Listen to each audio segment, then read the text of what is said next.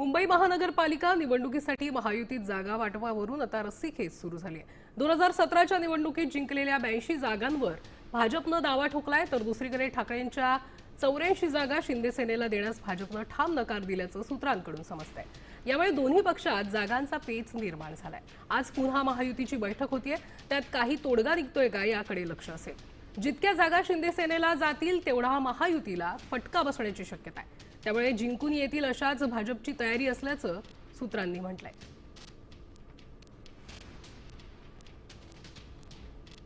– 2017 मध्ये जिंकलेल्या 82 जागा स्वतःकडे ठेवण्यावर भाजप ठाम आहे।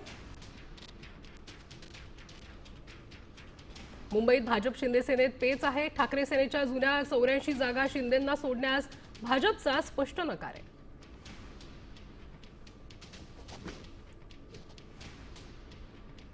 मुंबईतील विजयाचे समीकरण पाहता दोन्ही पक्षात चढाओढ सुरू आहे।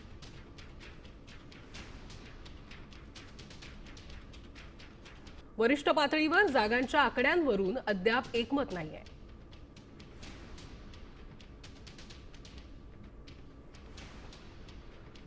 जास्तीत जास्त जागा जिंकण्यासाठी भाजपकडून आक्रमक पवित्रा घेतला जातोय।